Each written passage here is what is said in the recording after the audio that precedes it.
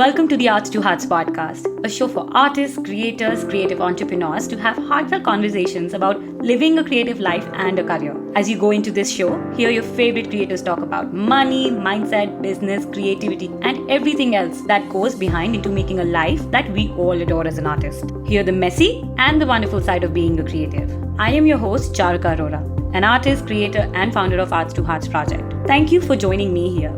Let's jump right in. Hey, you guys, welcome back to the Arts to Hearts podcast. This is your host, Charuka. Welcome. Anyone who's joining us for the first time, I want to say a big welcome. You have joined us on a very exciting journey, and I'm so excited to have you here. And for my regular listeners, I am so grateful for you. Like always, how are you guys doing? I have been up with quite a few things that I would share in my solo episode coming next week, I think. But I'll keep you updated. There's been a lot happening. I haven't been active on social media, taking things slow, but there's a big move and all of those things. I'm trying to still put those pieces together. But I will share all of that just when the time is right. I will keep you updated just a little bit more, and that's it. For this week's episode, I have such an exciting guest. I can't even tell you. So, today I have Brittany M, who's a painter based out of Australia. If you can, if you've seen big vases, chairs in it, birds and patterns, you know who I'm talking about. I love her work. I've obsessed, so obsessed about her work for so long. And I finally reached out to her and then I invited her to the podcast. She was so kind to, agree and come. And she was just so honest, wonderful. She talked about, her influences of graphic design, architecture, fine arts, how she took a break and then came back to art again after a couple of years. And then she also spoke about the theme of her work, how she's inspired by Disney, and then it also speaks about consumerism, materialism, and escapism, and like she also, I think she's explained this way better than I am doing right now, but that's why you need to listen to this episode because how pretty those things are. I love her aesthetic, how fine her work is, how huge her work is. I think they all make a huge difference. And we also spoke about, you know, growing up and influences and, how we navigate ourselves, how one experience is not enough, how our experiences, share our story, control our story. So, yes, there's a lot about it. This was such a fun episode, honestly. I also had a great time and it was amazing listening to Brittany's story, her thoughts, and her work. So I don't want to take away too much, but I'm sure this episode will be way more exciting than this intro right now. And believe me, and let me know what you think about it later on. But let's go and get into the episode now. Hey, Brittany, welcome. Welcome to the Arts to Hearts podcast. How are you doing? I'm very well and I'm very excited to be on the podcast. Thank you so much. Same here. I've just been obsessing over your work for so long. And every time I would scroll my feed and a big pot would come and I would be I have your chairs and your pots and stuff like that. I've always been obsessing and I'm so glad that you agreed to come on board. But before we go forward, for anyone who's listening to this episode, would you like to introduce yourself, who you are, what you do to begin with? Yes, my name's Brittany M. I'm a contemporary artist that is based in Australia. I tend to work with large scale canvases, mostly in acrylic. I've also now transferred some of the work to actual three-dimensional works like vases. But a lot of my work centers around looking at bringing out the whimsical and the magical in everyday objects that I guess would otherwise sometimes be overlooked or can be classified as mundane, and sort of teasing out the elements within the work that can layer upon metaphors and sort of bring a story to life from the object. So that's sort of it in a nutshell. I think that was quite precise. I really, I didn't think of your work in that way until I read about it. But now I'm trying to connect both the dots because it did feel a lot whimsical when I saw it. And it also I didn't know your connection with Disney. Let's also talk about that because you mentioned it somewhere on your website. And since I've read that, there's nothing. I mean, I'm just imagining how great collaboration you would make. Like you two need to collaborate because that would be so wonderful. It's such a perfect alignment. Tell me more about it. Oh, oh. So where do you want me to start? With the Disney? Yes.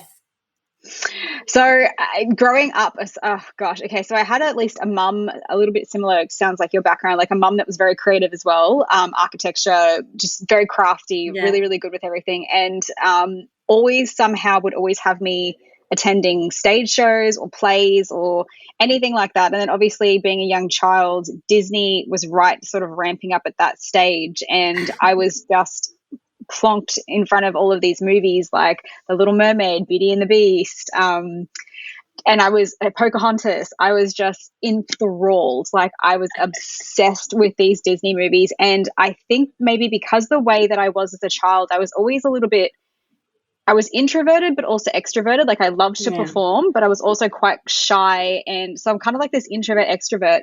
So I was always putting on plays and shows. But I was always a kid that was a little bit different because I was really highly sensitive to the external world.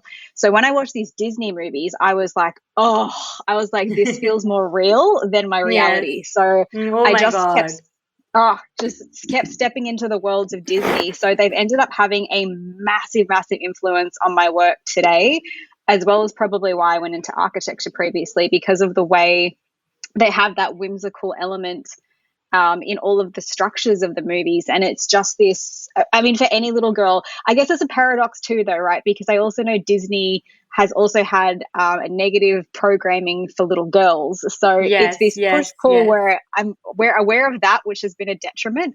But the actual scenes that were created in the Disney and the magic that was in them was just, it just felt like home. It just was Yes. like, You know, that's where I want to live.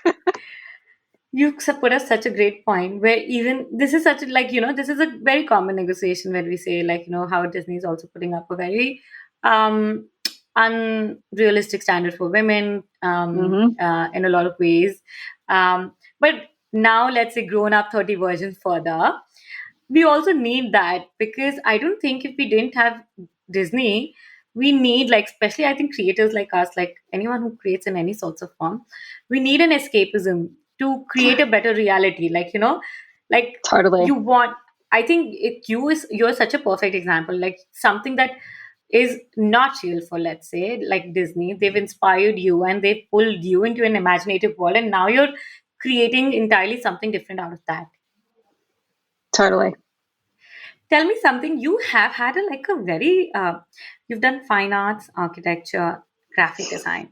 I can see totally all three of them in your work, but I want Yes. to understand and listen about your journey, how things have happened.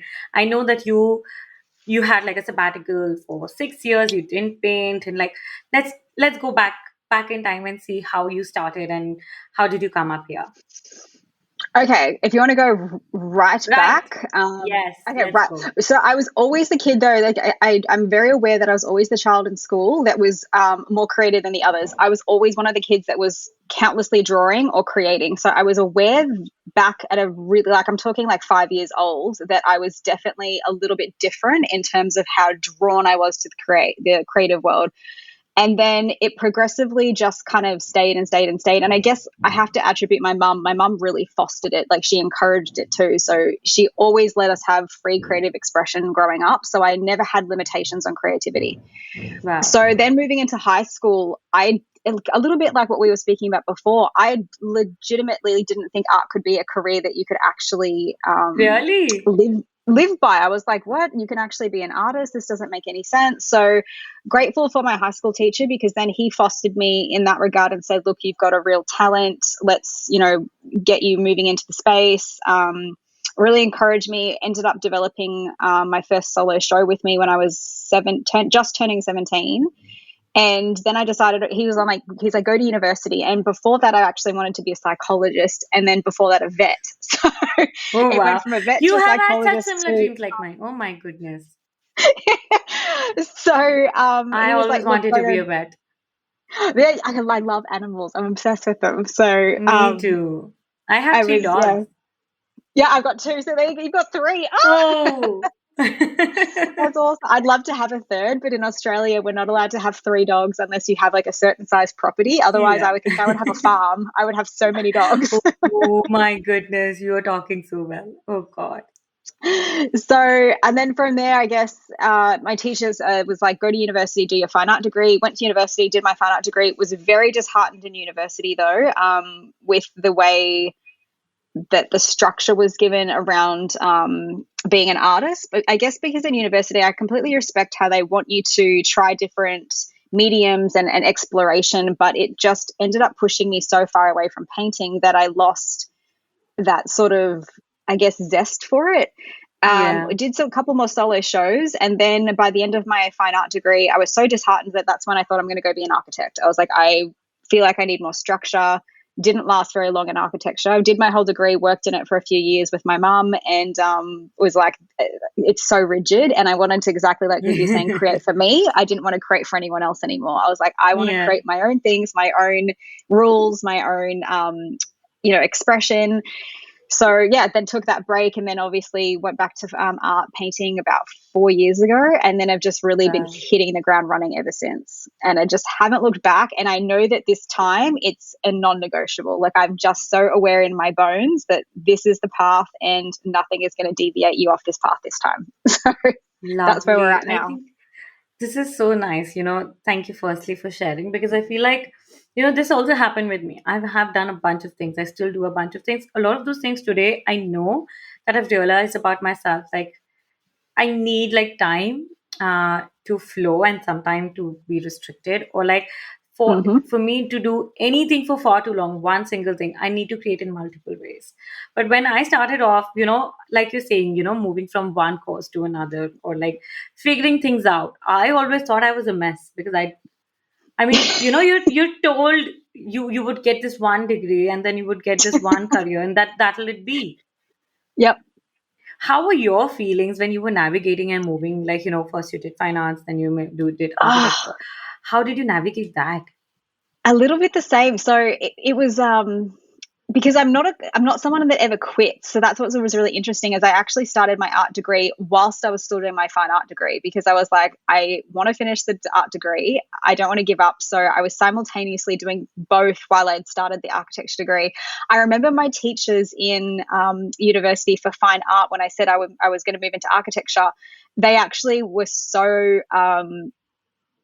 critical. They were not happy that I was moving into architecture. And then I remember on my final assessment, one lecturer came up to me and he said, I give you 5 years and you'll be back in fine art. He's like, you're going to get so bored in architecture. I was so angry at him though. It was kind of this like, stuff you, like, how dare you say Yeah. this to me? But so I kind of was fueled into moving into the architecture, because I was like, I'm going to show you, like, I'm going to be a great architect. So I didn't necessarily have that, oh gosh, I don't know what I'm doing space. And then subsequently, obviously, since then I did a degree in art therapy last year, I think it was, and that was just for fun, because I love to Fun. Yeah. learn. I love intellect, and just I love the mind, how the mind works. Yeah.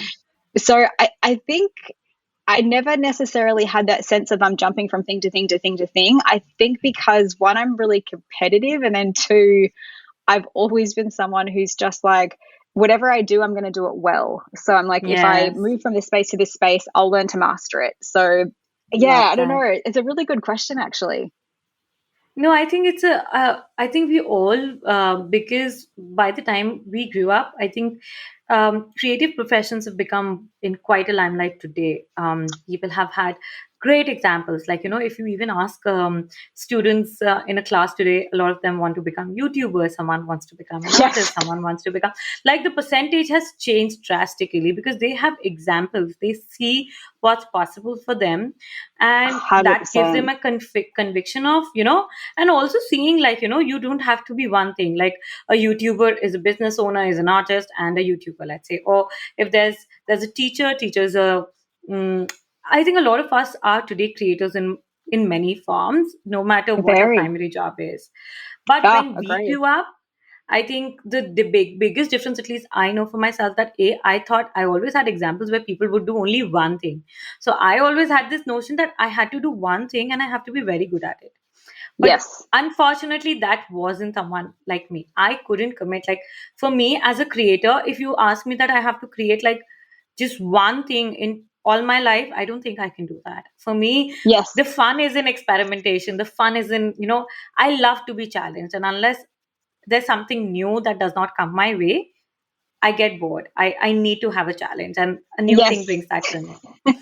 Yes, And I feel also, you. yeah, and also, like, like you said, learning. Like, today I take a million courses now, and I love educating myself. I think to I can't even talk about how much I love that, because such a beautiful process, because you feel like, and it's so different from who I was before, because you the way you, at least I grew up in India, we were told, or maybe just stereotyped, that okay, you finish your school, then you go to college, and then you take a job, and then you do this and that, and like, for most of us, our learnings were till there. And Hmm. it wasn't a lot of people, we didn't see a lot of people, like someone doing one course and then working at it and then realizing, okay, this isn't something that we want to do. But I Hmm. did that when I did a course. Let's say I did my history. I was terrible. I can't even tell you how miserable I was about it. But I learned. Unless I didn't do it, I couldn't figure it out. I mean, today at Yes. least I look back, and I have no regrets that I didn't try it and feel like, oh my God, maybe that was it.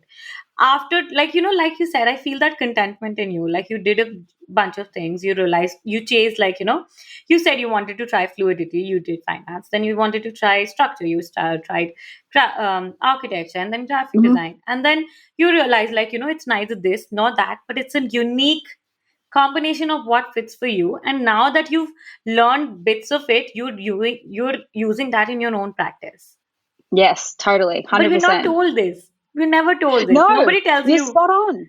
Right. I mean, nobody tells you that you have, like, you can do a couple of degrees and figure out what suits you best, and maybe then create your own mix. 100%. I totally agree with you. It's a very I think even my mum, and I mean she's a big supporter of me, but I think it was even about, it must have been 8 years ago, and we were around a dinner table and she was talking about art, and I obviously had sort of stepped away from painting for a while, and someone was having a conversation. There was another gentleman at the table that was a family friend, and he's an artist and always has been painting, and my mum made this comment that was sort of like, oh, it's really hard to make a living as an artist. And so I remember just thinking, it's just so ingrained in us that we're supposed to have this Yeah. linear path, that's do X, Y, Z, and this is what happens. So you're spot on in terms. Also, I've noticed most creatives, they can't just focus on one thing. Like, a lot of Yeah. creatives so love to diversify into multiple areas. Right. And I can't imagine not. I also know that I have like a mild form of ADHD. So for me to concentrate on one thing for too long actually is really challenging as well. So Right. I have Right. to be doing multiple, like, that's why with my art practice, I have my paintings, but then I have social media. There's Yeah. creating digital works. Like, there's all these different avenues that I at least get to play around with, that kind of enrich that creative expression that you want to play with. So yeah, I totally hear you on that. It's so true. Oh, wow. Okay, tell me something. When you decided, after, then you figured your magic potion, you figured that, okay, painting was something that you're now committed to. But I think you came up with a different approach this time. You became more of who you are versus what people expected of you. I think that we all do that when we come back to something. Totally. How, let's also see your difference in your work before and now, and how you figured onto this, this narration, this subject, the style, and, like, was it always like this? um Oh. how was that evolution? Okay, so it's really interesting because I don't even know if there's access to some of my old work, because there wasn't even really, like, I think I had a website back that, but it's, I mean, with social media didn't exist. So the work back then was very much driven by a lot more pain, I would say. So the work was a lot Okay. more, it was dark, it had a little bit more abstract elements, it also had figurative women in them. And it sounds really graphic, but I was really at the time battling a lot of male dominated Yeah. oppression that was put on me, and I was trying to find a way to use my voice. I had gone through a lot of trauma as well, but it was not spoken about. So I was trying to find a voice. So a lot of the work had these naked women. They had no head, and they were wearing a red pair of shoes, and the red pair of shoes was symbolic of, the women's own power. Mhm. So the work was a lot darker, I beautiful work, can't but a lot darker. imagine. It was, yeah, very different You to have to now. share something. Yeah, if I can find some stuff, I'm going to have to start sharing it because it's all cataloged somewhere. um, and then it kind of obviously was working in that space for that must have been about at least 6 or 7 years that I was creating that type of work. And then obviously that's when I stepped away for a period of time. When I came back to the art world, I was like, okay, we're going to paint again. I just had no desire whatsoever to create with dark colors. It was just this, like, I think because what was happening was when you're younger, you're still trying to find yourself and you're still trying to find your Yeah. voice. By the time I went back to painting, I was like, okay, we've dealt with some trauma, we've dealt with some healing Yeah. aspects, and if I continued to paint in dark colors, it was going to keep feeding my past. Yeah. So I was like, we're going to start painting with really bright colors, and we're going to start painting and creating the worlds that you actually want to live in or that you want to be surrounded by. So Oh, the wow. work just took on a whole different space of I started just getting different visions, different aspects of, the walls, the rooms, little, and dream spaces, and I just started creating them from there. So it was such a different time from what I was creating to now. It's literally like black and white. You wouldn't even know it's the same Oh, artist. wow. So it's Really? just, yeah, you would not know because it was just so different. Even the work when I was younger too, a lot of it was a little bit more mixed media. It was a lot more spontaneous too. Like a lot of the work was very go to the canvas, start creating, I was sewing bits into the work. The work now is very methodical. It's very planned. It's Yeah. very meticulous. So I really changed the way I was painting, probably because I also required a little bit more structure. And the way that I now know how I work Yeah. is I need a bit of structure and routine to actually function. So my You've work also has to brought sort of play that way. your elements of architecture, I feel, with that, even in not only literally in your work, but also in the way you work. I think that's, 100%. again, all our experiences add on to our realities today in some or the other 100%. way. Most definitely. So, Yeah, definitely. but then how did you come to like these whimsical and these beautiful creators? And let's also talk about the first time you created a work as such in this Ooh. concept. Oh, that was terrible. Oh, I literally, let's so hear the I, story how that triggered for you. so I How, I mean, started, you would just did you just sit one day, look at a chair, and like, okay, let me paint a chair today? it started with women. I started painting portraits. So I started the very first woman I ended up executing. Well, no, actually, if I go back when I first started painting again, I was doing dogs. I started just doing these black outlines of dogs' heads with Yeah, I've seen florals those. all around them. That's kind of like the first way I started. I was like, okay, I'm just going to play for fun. I'm just going to do some fun stuff and just see where it goes. From there, once I kind of just got confident, I was using it all as testing ground just to make sure that I could still paint, to make sure I'd never painted besides execution either. So I really wanted to have like hours and hours of practice to make sure that the work was so pristine. From there, once I got the confidence back, I was like, okay, we've mastered being able to paint, the way we want to paint again. Let's go into portraits. So then I think the first portrait I painted was Iris Upfull, and that went to a gallery.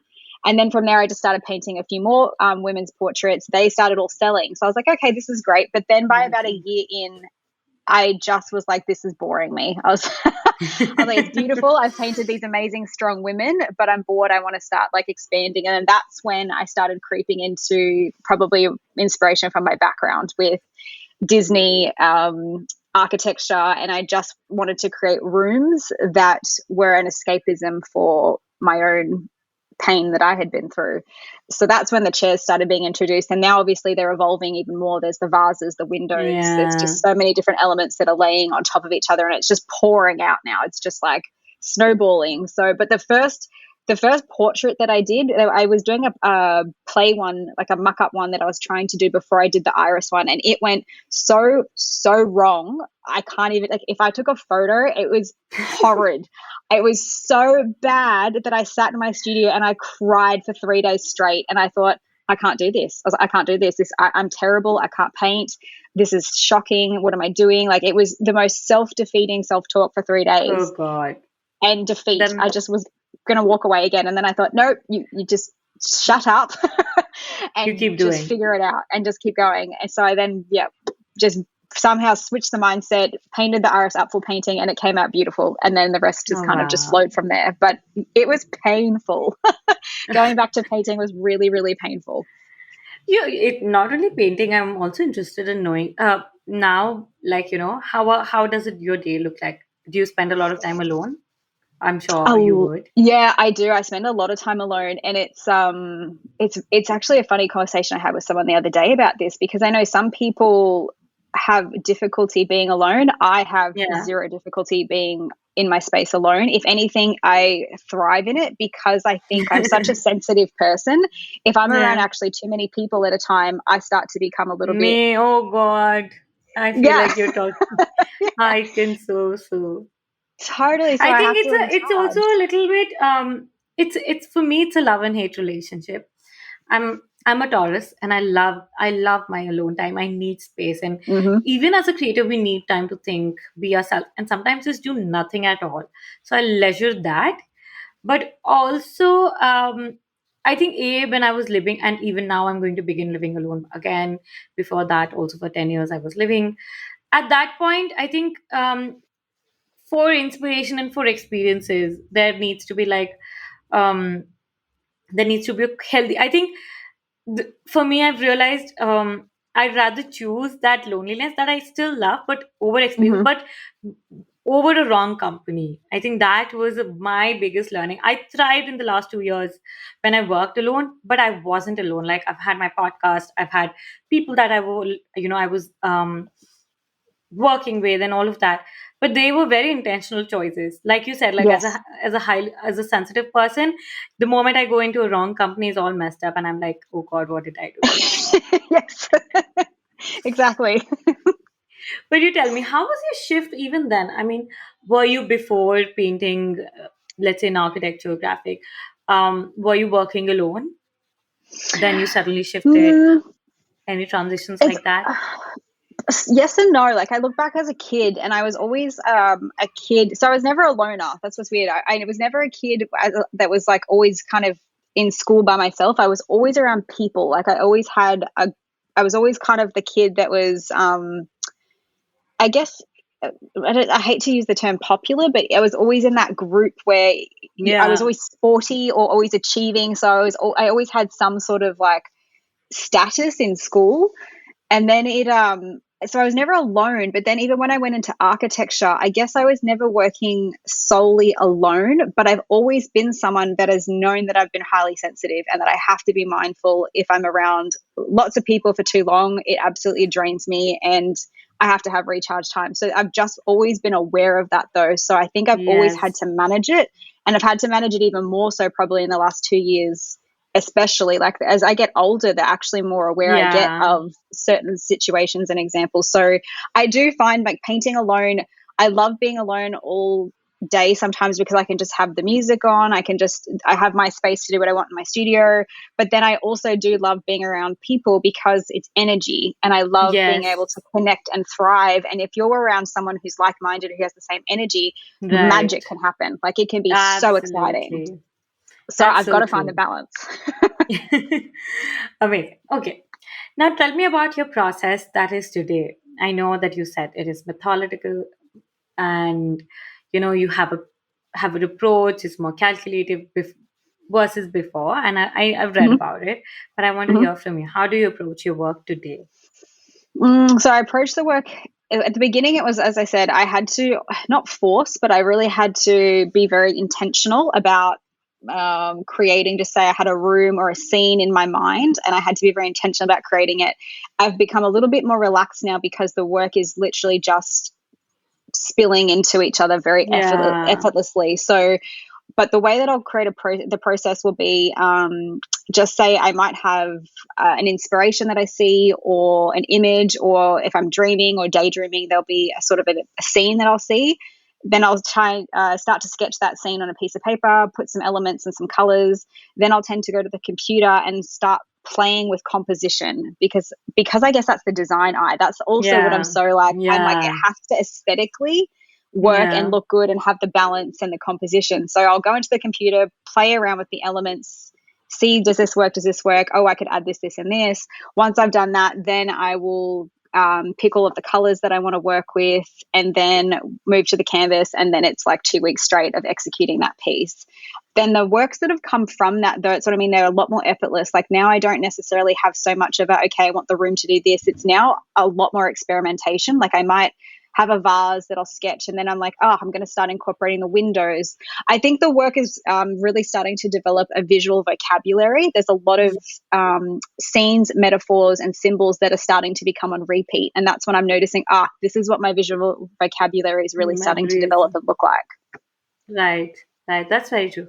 I think I also loved how once those, you know, the vases that you painted in your paintings had come to life in 3D. I think that was also, as a viewer, a great experience to. How was your experience with that?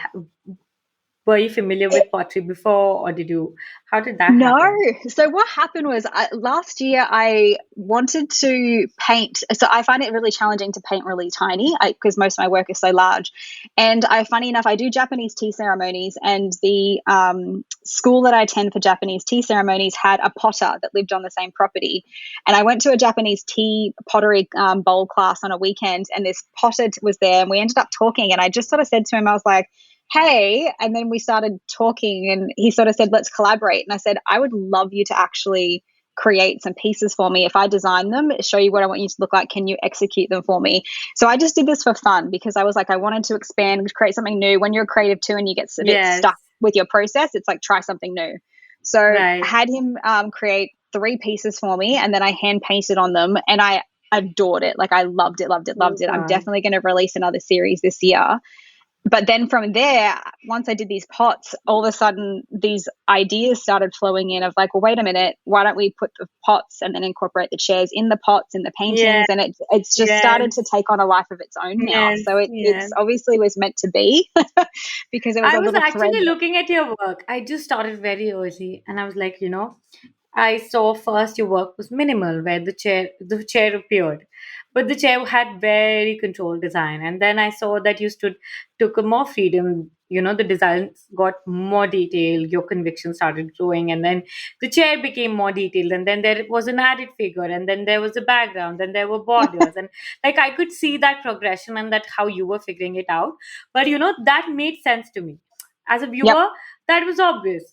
But what was so amazing to watch while I was viewing this as a timeline was like how I saw the chairs, then I saw the pots, then I saw the birds, then I saw a vase, and then suddenly I saw all of them in a painting. Like there was a vase, there was a chair in it, and everything was in the vase. And I was like, this is so outstanding.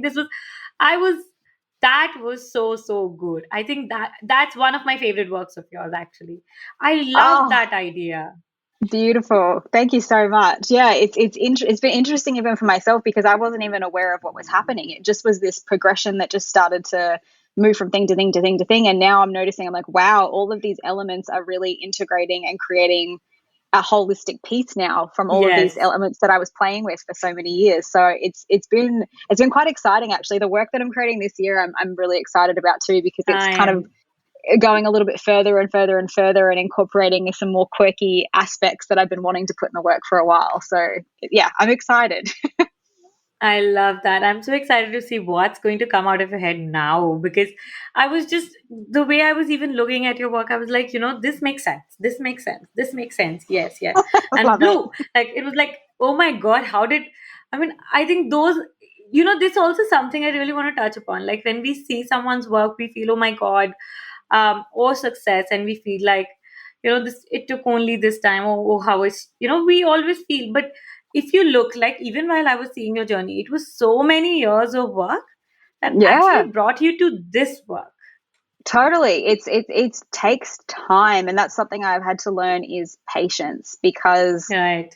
most artists I think can be quite impatient. Well, no, some actually artists are very very patient, but I'm not. So I had to really be patient with the process and realize that it's going to take some time to really get into that groove where you all of a sudden can Yes. really feel that this is your space. This is what you're supposed to be Right. working in. And honestly, I think I've only just started and scratching the surface now. I Yes. actually now feel like the next few years are actually going to probably be where the real work starts. And the last few have just been Right. a lot more of a little bit of Warm play. ups.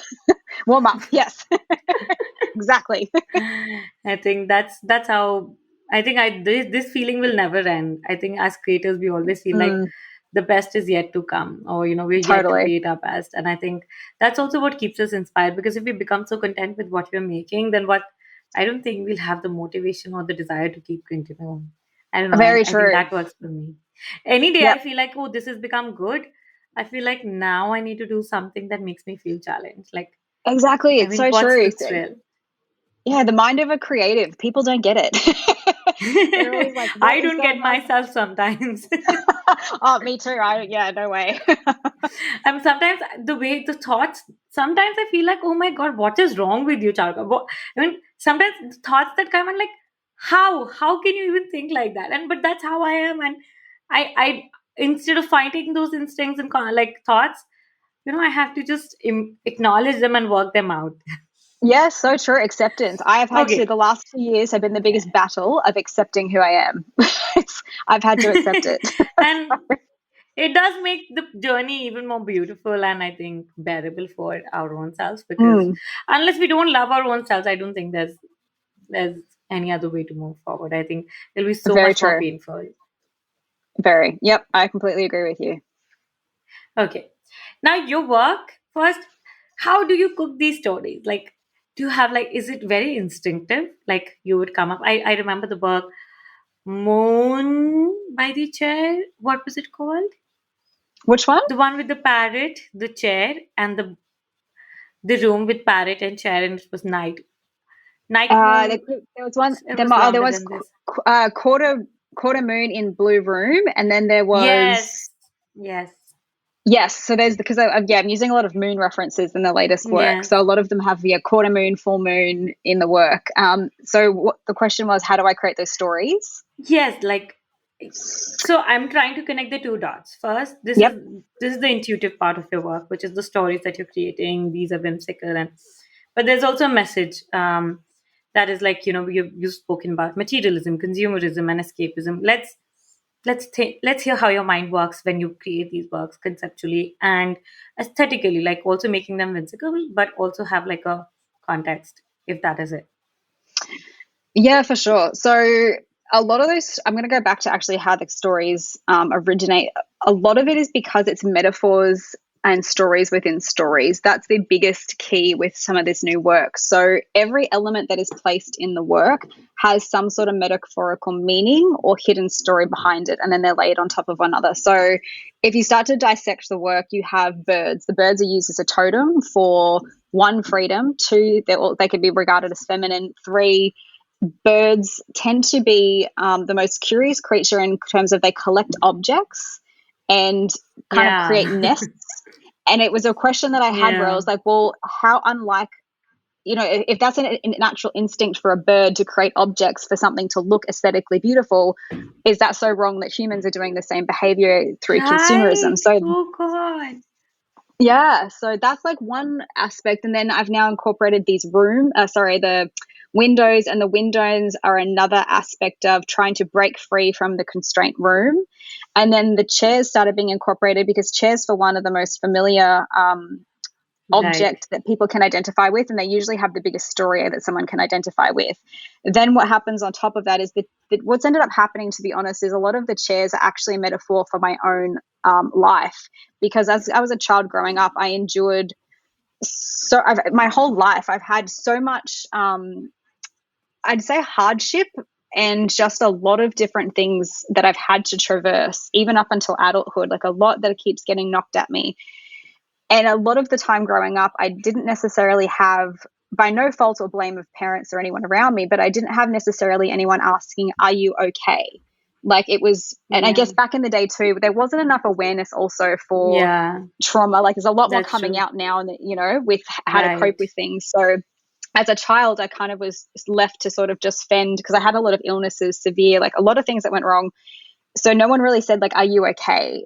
So I was sort of left to just be like, oh my gosh, how do I cope with all of this? So the chair became this Yeah. metaphor of sort of this pristine object that then begs the question like, what does the exterior of a person actually look like? Like, what does the aesthetic look like? What's the hidden meaning behind the aesthetic? So that's how I end up constructing these stories, is it's essentially like a collation of all these metaphors that I put into one piece of work that actually creates a scene. Then from there, in terms of, I guess, I think the other thing that you mentioned was maybe the aesthetic and why it's so Yeah. clean work. That I think has just also been, it's the only way that I can convey it, because I guess the mind can be so structured and rigid, but if I tried to probably convey the work through a little bit more of a messy structure, it might not have the potency or the crispness or the bluntness that I'm Yeah. actually wanting to have come across in the work. So I try to make it as pristine and crisp as possible so that it's as easily to interpret when you're looking at the piece.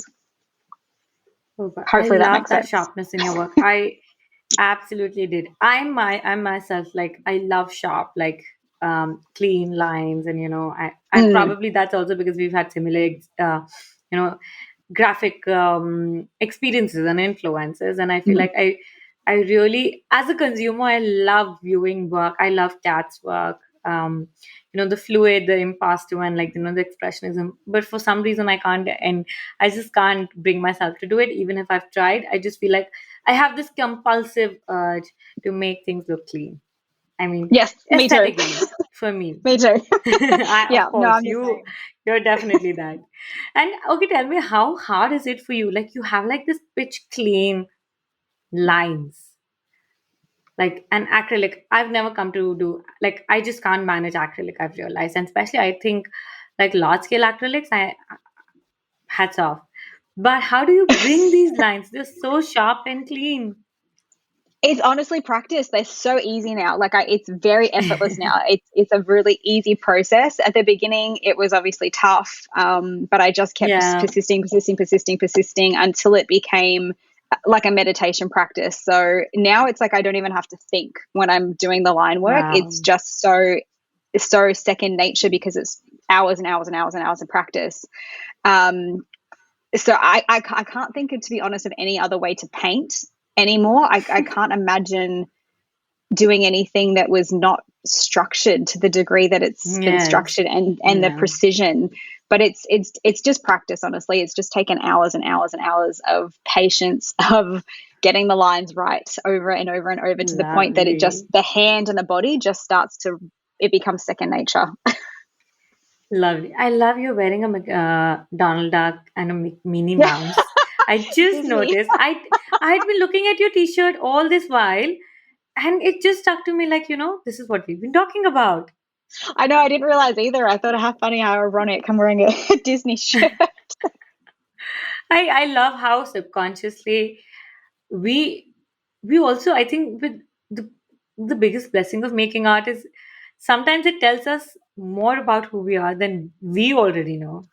Oh, so true. Oh, so true. That's why I went down the art therapy path, because I actually wanted to learn more about the subconscious that can be hidden within creativity, and how much the subconscious, even through art therapy, when someone is dealing with an issue, or even if they want to be more creative, it always ends up coming out the subconscious on the page. Like, it's Yes. without fail. And it's just fascinating to me how you said the subconscious will always deliver. It's always there. Lovely. Okay. Now I have last question and we'll go into the rapid fire, which is not a create, like, one very hard topic that everyone struggles with is finding, we all, I think, the way that we structured, we all are able to, we enjoy the challenge of being creatively challenged, I think. But a lot of artists struggle when it comes to business, when it comes to, finding how to find their place as an artist, to make this as a living, and to, Hmm. make sense of it, to scale this, and, all of those things. How Hmm. has your experience been with that? How are you working that out? What is your learning curve? Yeah, okay, good question. I think I am partly grateful, because I have always been business orientated to some degree. I've always run business. I've never worked for anyone else, unless it was in architecture for my mum's firm. That's the only person I've ever worked for, because I just can't do it.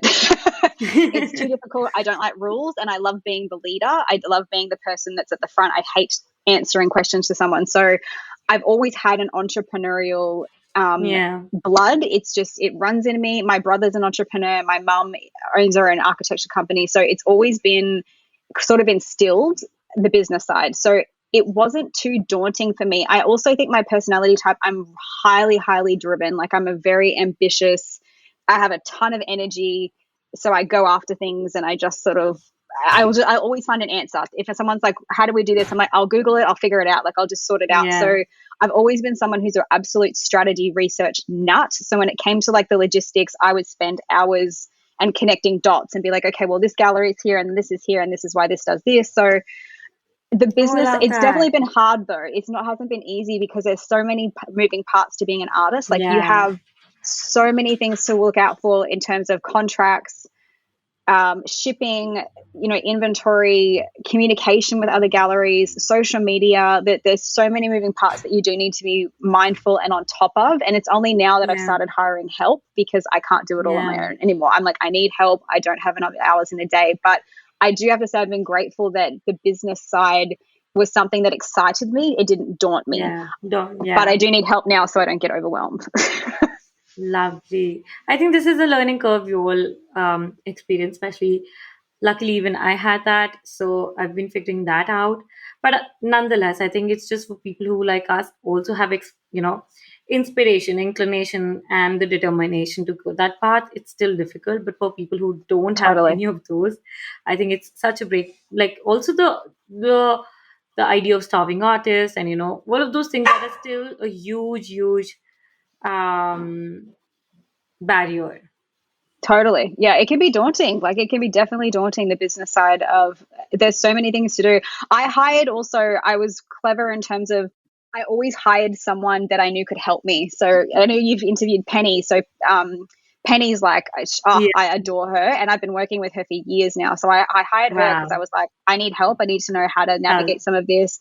I hired another coach last year too for about 3 months just to help me figure out the ins and outs of the contract. So I always realize if you don't know something and you need to level up, hire someone. right. Take the weight off your shoulders. Like it's really worth it. And I think it's also great. Like even that's how I work. Like and even in the minutest, I think I tried working out for so long, it never made sense to me. Only until I realized I only needed a good coach with me. That person could help me.